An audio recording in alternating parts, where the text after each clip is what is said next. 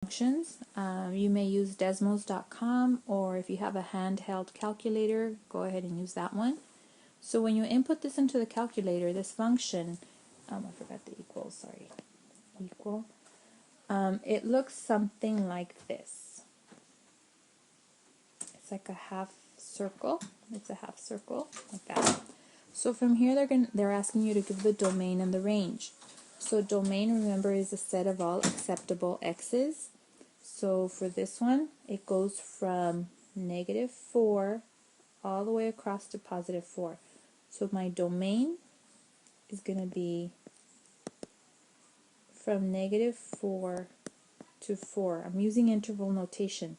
And then so I'm going to put brackets at both ends because I have dots at -4 and 4. I can use -4 and 4, so that's why we have the brackets. For the range, notice that the points start, I'm looking at the y-axis. So the points, this is where the circle, the half circle, right? This is where it goes. So the y values start at 0 and they go up to 4. So it's only from here to here. So my range is from 0 to 4. Alright, when you graph number 68, f of x equals the square root of x squared plus 1, it looks something like this. You have a point here at 0, 1, and then it kind of goes out like that, like that. So we have arrows at the end. So for the domain, there are no restrictions for x. X could be any real number because even though we have a square root, we're going to be, even if we had x as a negative, we're squaring it, right? So it's not going to be a negative number no matter what value of x you put in there. So for the domain, we say it's all reals. You can write it like this, like I've been writing in the previous problems, or you can write it with integral, we call it interval notation, and it looks like this. Remember, infinity is not a number, so we use parentheses. For the range, if you look at the graph, the lowest point is at 1, and then the graph goes on up forever.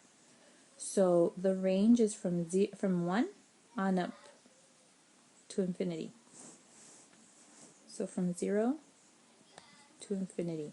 Now it does include, I'm sorry, what did I say? 0. From 1 to infinity. It does include the 1, because there's a dot right there at 0, 1, and then it just goes on up forever. Okay, number 69 is an absolute value function.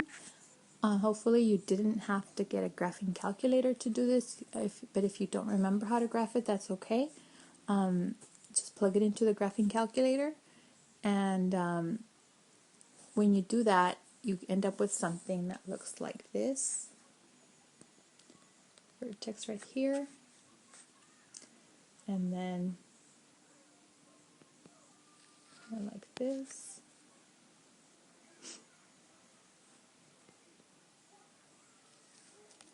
That. Okay, it's a V shape.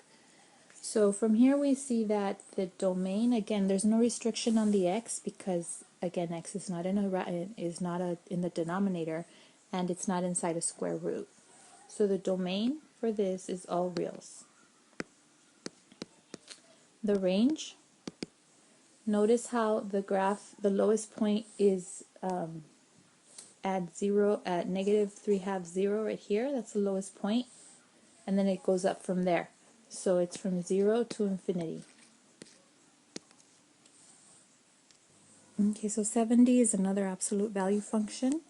When you graph it, it looks something like this. Whoops, it's hard to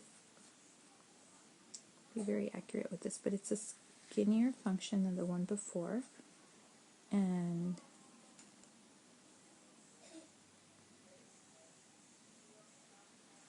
something like that.